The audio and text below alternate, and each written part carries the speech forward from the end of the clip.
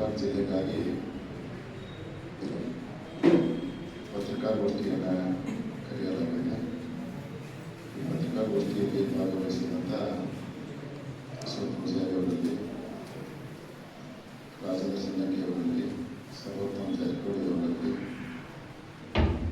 ಸುಭಾಷ್ ಪಾಟೀಲ್ ಅವರಲ್ಲಿ, ಜಾತ್ರಾ ಕಮಿಟಿಯ ಅಧ್ಯಕ್ಷರಾದ ಚವ್ಹಾಣ್ ಅವರಲ್ಲಿ, ನಗರಸಭೆ ಮಾಜಿ ಅಧ್ಯಕ್ಷರಲ್ಲಿ, ಈ ಕಾರ್ಯಕ್ರಮದಲ್ಲಿ ಭಾಗವಹಿಸಿದಂಥ ಅಧಿಕಾರಿಗಳಲ್ಲಿ ಎಲ್ಲ ಮೊಗಲ್ಗಿ ಮತ್ತು ಗೋಕಾಕ್ ತಾಲೂಕಿನ ಎಲ್ಲ ಮುಖಂಡರಲ್ಲಿ ಎಲ್ಲರಿಗೂ ನಮಸ್ಕಾರ ಮಾಡ್ತೀವಿ. ಕಳೆದ 40 ವರ್ಷಗಳಿಂದ ಗೋಕಾಕ್ ಜಿಲ್ಲೆ ಆಗಬೇಕು ಅಂತ ಹೇಳಿ ಬಹಳಷ್ಟು ಜನ ಹೋರಾಟವನ್ನು ಮಾಡಿದ್ದಾರೆ. ಹೋರಾಟ ಮಾಡಿದವರಲ್ಲಿ ಬಹಳಷ್ಟು ಜನ ಕೂಡ ಇಲ್ಲ. ಈಗ ಎಲ್ಲರ ಅಭಿಪ್ರಾಯ, ವೇದಿಕೆ ಮೇಲಿರುವಂತಹ ಎಲ್ಲ ಮುಖಂಡರ ಅಭಿಪ್ರಾಯ ಗೋಕಾಕ್ ಜಿಲ್ಲೆ ಆಗಬೇಕು, ಅದನ್ನು ಮಾಡಿದರೆ ಜಾರಕಿಹೊಳಿ ಸಹೋದರರು ಮಾಡಬೇಕು ಅನ್ನುವಂಥ ವಿಚಾರವನ್ನು ಎಲ್ಲರೂ ವ್ಯಕ್ತಪಡಿಸಿದ್ದಾರೆ. ಎಲ್ಲ ಜಿಲ್ಲೆ ಬಗ್ಗೆ ಎಲ್ಲ ಪ್ರತಿಯೊಂದು ಸಮಗ್ರ ಮಾಹಿತಿ ನಿಮ್ಮೆಲ್ಲರಿಗೂ ಇದ್ದೇ ಇದೆ. ಅದಕ್ಕೆ ನಾವು ಇವತ್ತು ಪತ್ರಿಕಾ ಗೋಷ್ಠಿ ಕರೆದು ಚಾಲನಾ ಸಮಿತಿ ಹಾಗೂ ವಕೀಲ ಸಂಘದ ನೇತೃತ್ವದಲ್ಲಿ ನಾವು ಇವತ್ತು ನಿರ್ಧಾರವನ್ನು ಮಾಡಿದ್ದೀವಿ. ನಾಳೆ ಗೋಕಾಕ್ ಸಂಪೂರ್ಣ ಬಂದ್ ಮಾಡಿದ್ದೀವಿ. ನಾಳೆ ಗೋಕಾಕ್ ಸಂಪೂರ್ಣ ತಹಸೀಲ್ದಾರ್ ಮುಖಾಂತರ ಸರ್ಕಾರಕ್ಕೆ ಮನವಿ ಕೊಡೋದು, ಸರ್ಕಾರದ ಗಮನವನ್ನು ಸೆಳೆಯುವಂಥ ಕಾರ್ಯವನ್ನು ನಾವು ಮಾಡ್ತೀವಿ. ನಾಳೆ ಗೋಕಾಕ್ ಬಂದಾದ ನಂತರ 2-3 ದಿನ ಬಿಟ್ಟು ಒಂದು ನಿಯೋಗವನ್ನು ತೆಗೆದುಕೊಂಡು ಮೂಡಲಗಿ ತಾಲೂಕು, ಗೋಕಾಕ್ ತಾಲೂಕಿನ ಕೆಲವೊಂದಿಷ್ಟು ಜನ ಮುಖಂಡರನ್ನು ಕರ್ಕೊಂಡು, ಮಠಾಧೀಶರನ್ನು ಕರ್ಕೊಂಡು, ವಕೀಲ ಸಂಘದವರು ಕರ್ಕೊಂಡು ಮುಖ್ಯಮಂತ್ರಿಗಳಿಗೆ ಭೇಟಿ ಇಡುವಂಥ ಕಾರ್ಯವನ್ನು ಕೂಡ ಈ ಒಂದು 4-5 ದಿವಸದಲ್ಲಿ ಕೂಡ ಮಾಡಬೇಕಂತೇಳಿ ನಾವು ನಿರ್ಧಾರವನ್ನು ಮಾಡಿದ್ದೀವಿ. ಈ ವಿಷಯವನ್ನು ಜಿಲ್ಲಾ ಉಸ್ತುವಾರಿ ಸಚಿವರಾದಂಥ ಸನ್ಮಾನ್ಯ ಶ್ರೀ ಸತೀಶ್ ಜಾರಕಿಹೊಳಿ ಅವರ ಜೊತೆಗೆ, ಹರಮಾವಿ ಮತಕ್ಷೇತ್ರದ ಶಾಸಕರಾದಂಥ ಸನ್ಮಾನ್ಯ ಶ್ರೀ ಬಾಲಚಂದ್ರ ಜಾರಕಿಹೊಳಿ ಅವರ ಜೊತೆಗೆ ನಾನೇ ಖುದ್ದಾಗಿ ದೂರವಾಣಿ ಮುಖಾಂತರ ಮಾತಾಡಿದ್ದೀನಿ. ಅವರು ಆ ವ್ಯವಸ್ಥೆಯನ್ನು ಮಾಡ್ತಾ ಹೇಳಿದ್ದಾರೆ. ಅದರ ಜೊತೆಗೆ ಈ ನಾಳೆ ಬರುವಂಥ 8ನೇ ತಾರೀಕಿಗೆ ನಡೆಯುವಂಥ ಅಧಿವೇಶನದಲ್ಲಿ ಕೂಡ ನಾವು ಅಷ್ಟು ಒತ್ತಾಯ ಮಾಡ್ತೀವಿ. ಗೋಕಾಕ್ ಜಿಲ್ಲೆಯನ್ನು ಮಾಡ್ತೀವಿ ಅಂತೇಳಿ ಈಗಾಗಲೇ ಅವರು ಆಶ್ವಾಸನೆ ಕೊಟ್ಟಿದ್ದಾರೆ. ಅವರ ಆಶ್ವಾಸನೆ ಕೊಟ್ಟು ಕೂಡ ನಾವು ನಾಳೆ ಗೋಕಾಕನ್ನು ಬಂದ್ ಮಾಡಿ ಸರ್ಕಾರದ ಗಮನವನ್ನು ಸೆಳೆಯುವಂಥದ್ದು, ಜೊತೆಗೆ ಮುಖ್ಯಮಂತ್ರಿಗಳಿಗೆ ಭೇಟಿಯಾಗಲಿಕ್ಕೆ ಒಂದು ನಿಯೋಗವನ್ನು ಒಯ್ಯುವಂಥದ್ದು, ಅಲ್ಲಿಂದ ಬಂದ ನಂತರ ಧರಣಿ ಸತ್ಯಾಗ್ರಹವನ್ನು ಕೂಡ ಮಾಡಬೇಕಂತೇಳಿ ನಾವೆಲ್ಲ ವಕೀಲ ಸಂಘದವರು ಕೂಡ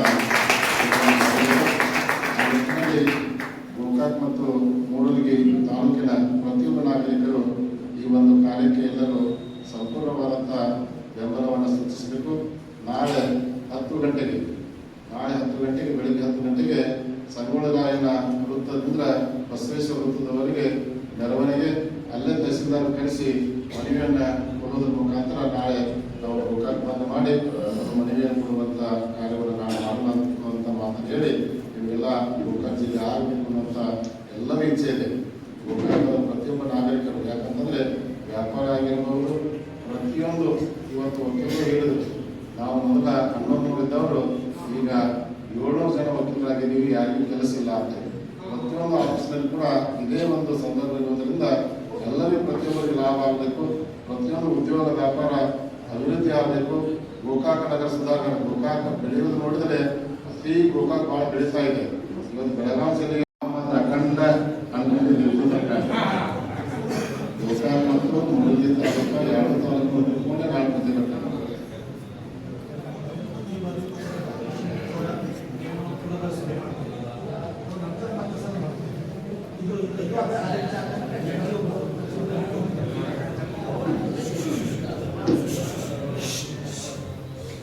ನಾವು ಚಾಲನಾ ಸಮಿತಿಯವರು ಮತ್ತು ವಕೀಲ ಸಂಘದವರು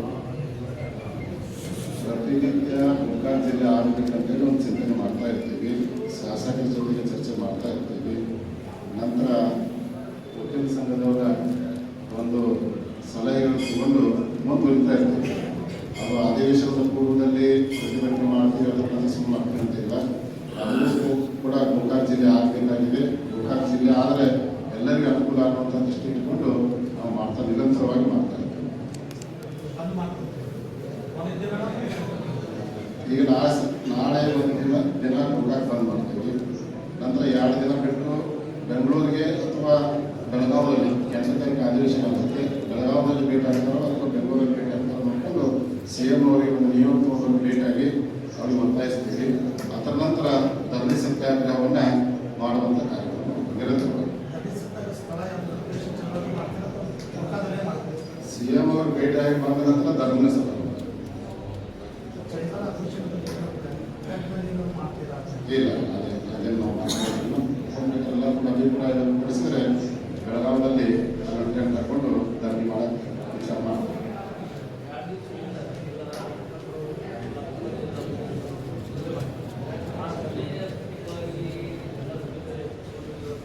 ಇಲ್ಲ ಅದೇನಿಲ್ರಿ ನೋಡ್ರಿ, ಅವ್ರು ಮಾಡಿದ್ರು ಗೋಕಾಕ್ ಜಿಲ್ಲೆ ಆಗಬೇಕಂತ ಮಾಡೋರು, ನಾವು ಮಾಡಿದ್ರು ಕೂಡ ಗೋಕಾಕ್ ಜಿಲ್ಲೆ ಆಗಬೇಕಂತ ಮಾಡೋರು, ಎಲ್ಲರೂ ಕೂಡಿ ಮಾಡಿದರೆ ಒಂದು ಶಕ್ತಿ ಆಗ್ತದೆ ವಿನಃ ಬಿಡಿಯಾಗಿ ಮಾಡಿದರೆ ಶಕ್ತಿ ಆಗಕ್ಕೆ ಸಾಧ್ಯ ಇಲ್ಲ. ಎಲ್ಲರೂ ಕೂಡ ಮಾಡಿಕೊಂಡು ಗೋಕಾಕ್ ಜಿಲ್ಲೆಗಾಗಿ ಸರ್ಕಾರಕ್ಕೆ ಆಗ್ರಹ ಮಾಡಿ ಪ್ರತಿಭಟನೆ ಮಾಡ್ತಾರೆ.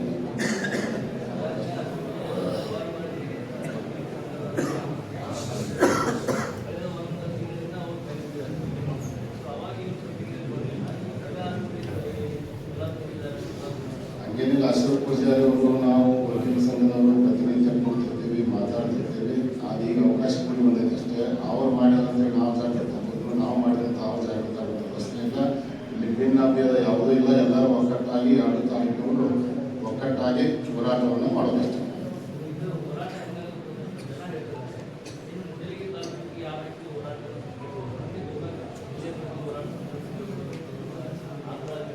ನೋಡಿದ್ರೆ ಜನರ ಅಭಿಪ್ರಾಯ ಹೆಂಗೈತೆ ಹಂಗೆ ಮಾಡ್ಬೇಕು.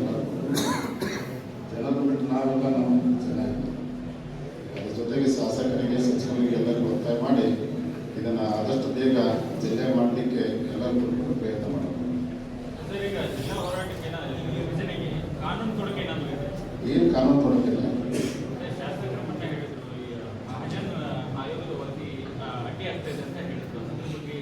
ಇಲ್ಲ ಏನು ಕಾನೂನು ತೊಡಕಿಲ್ಲ. ಕಾನೂನು ತೊಡಕಿಲ್ಲ. ಹುಂಡೇಕರ್ ವರದಿ ಆಗಿರ್ಬೋದು,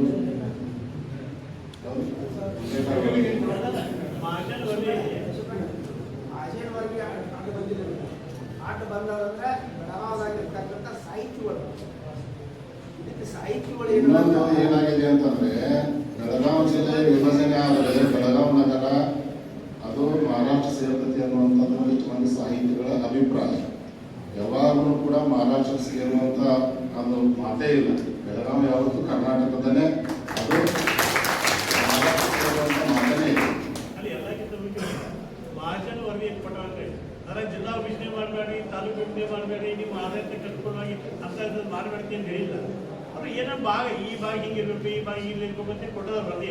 ಅದು ವರದಿ, ಆ ವರದಿ ಅಲ್ಲಿ ಎಲ್ಲೂ ಸಹಿತ ಈ ಜಿಲ್ಲಾ ವಿಭಜನೆಗೆ, ಹೊಸ ತಾಲೂಕು ರಚನೆಗೆ ಅತಿ ಆತಂಕ ಇಲ್ಲೇ ಇಲ್ಲ. ಅದು ಸ್ಪಷ್ಟ ಐತೆ.